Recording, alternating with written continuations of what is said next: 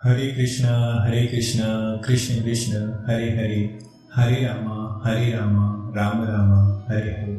मित्रों, आज हम भारत के प्रसिद्ध कुछ श्री कृष्ण मंदिर के बारे में जानेंगे, जिनके दर्शन किस्मत वालों को ही मिलते हैं। जन्माष्टमी के मौके पर देश भर में श्री कृष्ण मंदिरों में विशेष प्रकार की रौनक देखने मिलती है। प्रत्येक मंदिर की कुछ अपनी ही विशेषताएं। उत्तर भारत से लेकर दक्षिण भारत तक कृष्ण जी के खूबसूरत और विशाल मंदिर स्थापित है। आइए आपको ऐसे ही कुछ मंदिरों के बारे में बताते हैं।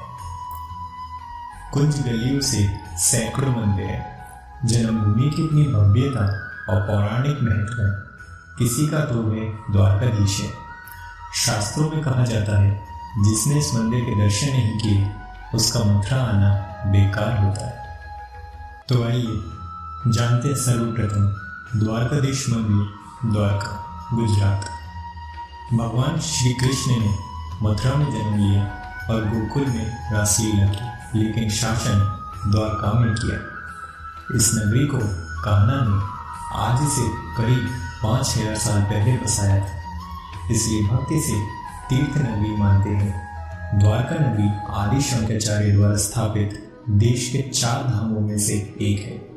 साथ ही ये सप्तपुरी में से भी एक पुरी है। धार्मिक मान्यता है कि द्वारकाधीश मंदिर का निर्माण भगवान श्री कृष्ण के पौत्र ब्रजनाभ ने कराया था। फिर समय समय पर इसका जीर्णोद्धार होता रहा। इस मंदिर से करीब 2 किलोमीटर की दूरी पर रुक्मणी मंदिर है। ऋषि दुर्वासा के शाप के कारण उन्हें एकांत में रहना पड़ा। वहीं उनके मंदिर का निर्माण किया गया। ये भगवान को रणछोड़दास के नाम से भी पुकारा जाता। जरासंध और कालियान को युद्ध भूमि में छोड़कर भगवान ने द्वारका में अपना साम्राज्य स्थापित किया था।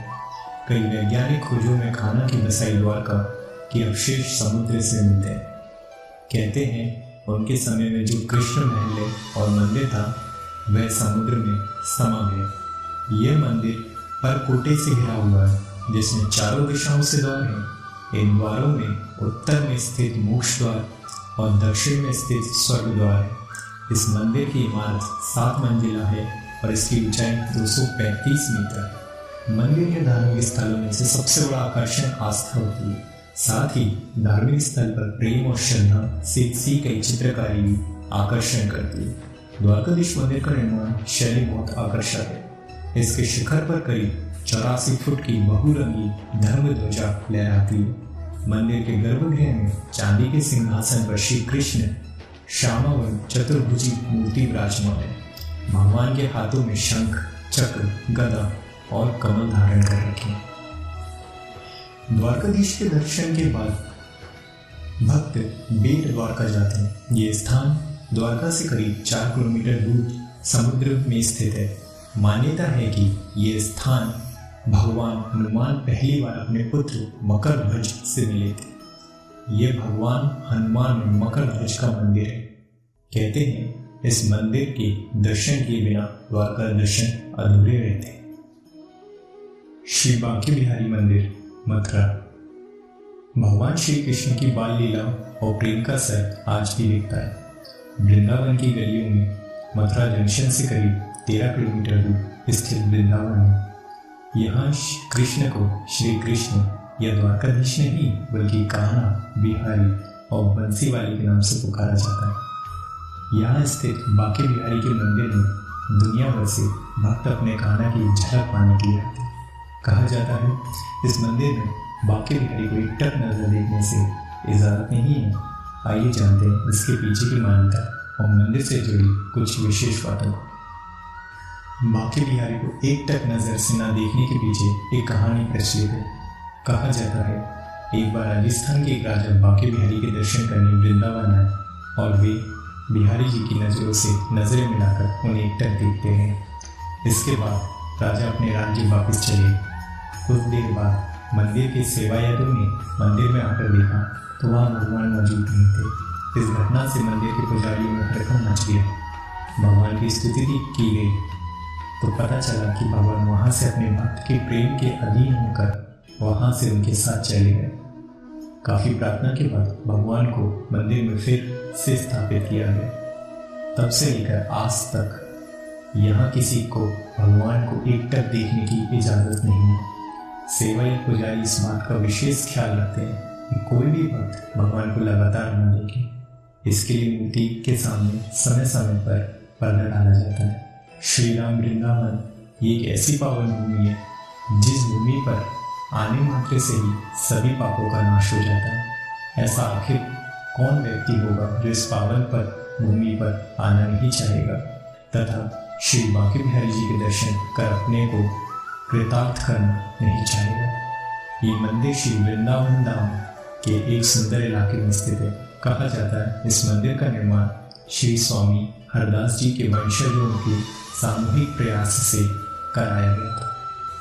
श्री द्वारकाधीश जी मंदिर मथुरा। श्री द्वारकाधीश मंदिर मथुरा नगरी के बीचों बीच यमुना नदी के किनारे स्थित है। श्री द्वारकाधीश मंदिर की भव्यता देखते ही बनती है।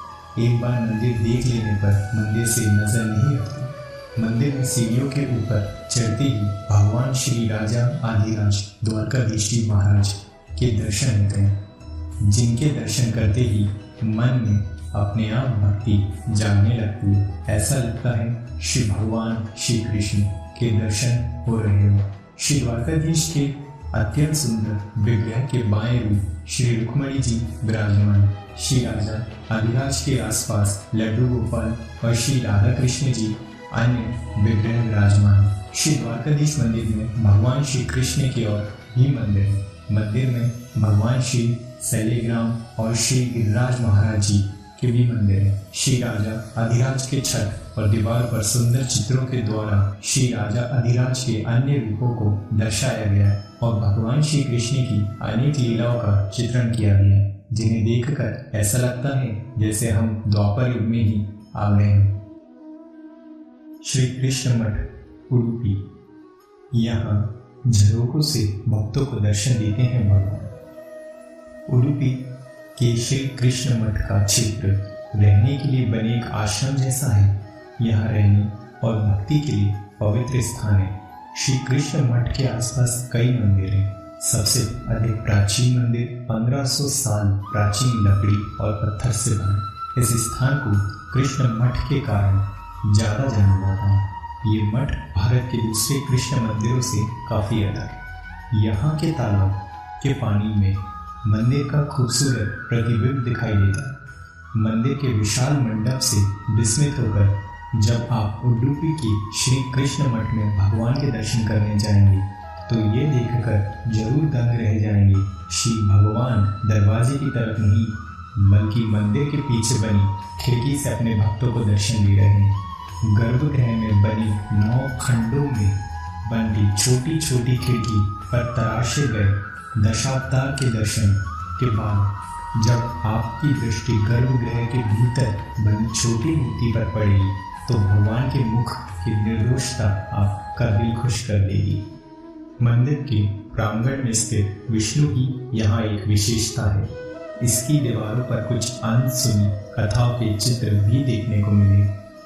कृष्ण मठ को 13वीं सदी में वैष्णव संत श्री माधवाचार्य ने स्थापित किया था। इस स्थान से जुड़ी एक सुंदर कहानी भी है। एक अत्यंत धर्मनिष्ठ एवं भगवान श्री कृष्ण के प्रति समर्पित भक्त कनकदास को मंदिर में प्रवेश की अनुमति नहीं दी गई। इस पे उन्हें श्री कृष्ण से प्रार्थना की। भगवान श्री कृष्ण उनसे इतने प्रसन्न हुए कि दर्शन देने के लिए मठ अर्थात मंदिर के पीछे एक छोटी सी खिड़की बना दी। आज तक भक्त उसी खिड़की के माध्यम से भगवान श्री कृष्ण की आराधना करते हैं, जिसके द्वारा कनकदास को एक छवि देखने का वरदान मिला था। जगन्नाथपुरी उड़ीसा। माना जाता है भगवान विष्णु जब चारों धाम पर बसे अपने धर्मों की यात्रा पर जाते हैं तो हिमालय की ऊंची चोटियों पर बने अपने धाम बद्रीनाथ में स्नान करते हैं। पश्चिम में गुजरात के द्वारका में वस्त्र पहनते, पुरी में भोजन करते हैं और दक्षिण में रामेश्वरम में विश्राम करते हैं। द्वापर के बाद श्री कृष्ण पुरी में निवास करने लगे और बन गए जगत के नाथ अर्थात जगन्नाथ। पुरी का जगन्नाथ धाम चारों धामों में से एक है। यहाँ भगवान जगन्नाथ बड़े भाई बलराम और बहन सुभद्रा के साथ विराजते हैं। उड़ीसा के पुरी में स्थित जगन्नाथ मंदिर भगवान श्री कृष्ण, बलराम जी और बहन सुभद्रा के साथ यहाँ स्थापित है। जन्माष्टमी के अधिक रौनक यहाँ वार्षिक रथ यात्रा के दौरान होती है। ये रथ यात्रा धार्मिक रूप से बहुत महत्वपूर्ण है। इसमें भाग लेने और भगवान जगन्नाथ के रथ को खींचने के लिए हर साल इस रथ यात्रा का आयोजन होता है। इसके लिए 3 विशाल रथ तैयार किए जाते हैं। सबसे आगे बलराम जी का रथ रहता है, फिर बहन सुभद्रा का रथ रहता है और उसके पीछे भगवान श्री कृष्ण अपने रथ में सवार होकर चलते हैं। बेट द्वारका, गुजरात। आमतौर पर लोग द्वारका उस क्षेत्र को समझते हैं जहां गोमती नदी के तट पर भगवान द्वारकाधीश जी का मंदिर है, लेकिन कम लोग जानते हैं कि द्वारका को 3 भागों में बांटा गया है: मूल द्वारका, गोमती द्वारका और बेट द्वारका। मूल द्वारका को सुदामापुरी भी कहा जाता है। ये सुदामा जी का घर था। इस भगवान श्री कृष्ण ने बसा। गोमती द्वारका का वह स्थान जहाँ से भगवान श्री कृष्ण राजकाज किया करते थे, और बेट द्वारका वह स्थान जहाँ से भगवान श्री कृष्ण का निवास स्थान माना जाता है। इस स्थान का नाम भेट द्वारका, जिसे गुजराती में बेट द्वारका कहते हैं, कैसे हुआ आइए जानते हैं। भेट का मतलब है मुलाकात और उपहार भी होता है। इस नगरी का नाम इन्हीं 2 बातों के कारण भेट पड़ा। दरअसल ऐसी मान्यता है कि इस स्थान में भगवान श्री कृष्ण अपने मित्र सुदामा जी से भेंट हुई थी। गोमती द्वारका से ये स्थान 35 किलोमीटर दूर स्थित है। इस मंदिर में श्री कृष्ण और सुदामा जी की प्रतिमाओं की पूजा होती है। मान्यता है कि द्वारका यात्रा का पूरा फल तभी मिलता है जब आप भेट द्वारका की यात्रा करते हैं। सांवरिया सेठ मंदिर, राजस्थान। व्यापार बढ़ाने और अधिक मुनाफा कमाने के लिए व्यापारियों के बीच अक्सर पार्टनरशिप होती है। नफा और नुकसान के लिए वे दोनों जिम्मेदार होते हैं, मगर यहाँ तो खुद भगवान ही पार्टनर बनाया जाता है और व्यापार में फायदा होने पर निश्चित धनराशि भगवान तक पहुँचाई भी जाती है। इस बात का उदाहरण है राजस्थान के चित्तौड़गढ़ जिले के मंडफिया स्थित कृष्ण मंदिर है, जो सांवरिया सेठ के नाम से प्रसिद्ध है। मेवाड़ राज परिवार की ओर से इस मंदिर का निर्माण कराया गया था। मंडफिया मंदिर कृष्ण धाम के रूप में सबसे प्रसिद्ध मंदिर। ये मंदिर चित्तौड़गढ़ रेलवे स्टेशन से 41 किलोमीटर एवं डबोक एयरपोर्ट उदयपुर से 45 किलोमीटर की दूरी पर स्थित है। सांवरिया जी के इस मंदिर का संबंध मीराबाई से बताया जाता है। मान्यता के अनुसार मंदिर में स्थित सांवरिया जी की मीराबाई के वही गिरधर गोपाल हैं जिनकी वह पूजा किया करती थी। गुरुवायूर मंदिर, केरल।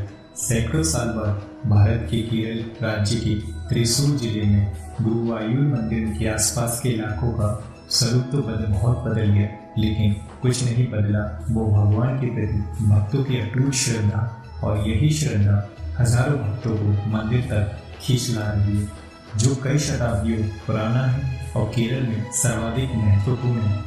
मंदिर के देवता भगवान गुरुवायूरप्पन है, श्री कृष्ण भगवान का बाल स्वरूप है। हालांकि गैर हिंदुओं को मंदिर में प्रवेश की अनुमति नहीं है। कई धर्मों को मानने वाले भगवान गुरुवायूरप्पन के परम भक्त हैं। केरल के गुरुवायूर मंदिर में बाल गोपाल श्री कृष्ण का प्रसिद्ध हिंदू मंदिर है। ये भारत के सबसे प्राचीन मंदिरों में से एक है। यहाँ भगवान श्री कृष्ण की पूजा गुरुवायूरप्पन के रूप में की जाती है। मंदिर में भगवान विष्णु के 10 अवतार का भी वर्णन किया है। मान्यता है कि इस मंदिर में जिस मूर्ति की स्थापना की गई है वह मूर्ति द्वारका की है। एक बार जब द्वारका में भयंकर बाढ़ आई तो ये मूर्ति बह गई। देवगुरु बृहस्पति को भगवान की ये मूर्ति मिली। उन्होंने वायु की सहायता से इस मूर्ति को उपयुक्त स्थान पर पहुंचा दिया। वायु और बृहस्पति इस मूर्ति की स्थापना के लिए एक उपयुक्त स्थान ढूंढ रहे थे। तभी वह केरल पहुंचे, जहां उन्हें महादेव और माता पार्वती के दर्शन हुए। महादेव के कहने पर बृहस्पति और वायु ने इस मूर्ति की स्थापना की। गुरु और वायु के नाम पर ही इस मंदिर का नाम गुरु वायु श्री कृष्ण मंदिर पड़ा। हालांकि इस मंदिर में गैर हिंदुओं का प्रवेश अनुमति नहीं है, फिर भी कई धर्मों के भक्त भगवान गुरु वायुप्पन के परम भक्त हैं। भालका तीर्थ, गुजरात। हमारे देश में ऐसे कई धार्मिक स्थल हैं जो हिंदू धर्म की दृष्टि से बहुत महत्व रखते हैं। ऐसा ही एक स्थान सोमनाथ मंदिर के पास 5 किलोमीटर दूर गुजरात के वेरावल में स्थित है, जिसका नाम भालका तीर्थ है। मान्यताओं के अनुसार इस मंदिर में श्री कृष्ण ने अपनी देह त्याग किया था। लोगों का मानना है भगवान श्री कृष्ण यहाँ आने वालों की सभी मुरादें पूरी करते हैं। इस स्थान पर एक पर्पल का पेड़ भी है जो करीब 5000 साल पुराना है और अभी तक हरा भरा है। सोमनाथ स्थित भालका तीर्थ वह स्थान है जहाँ पेड़ के नीचे ध्यान मग्न बैठे श्री कृष्ण को एक शिकारी ने हिरण के भ्रम से तीर मार दिया था। ये वही स्थान है जहाँ से श्री कृष्ण पृथ्वी छोड़कर स्वर्गलोक चले गए थे।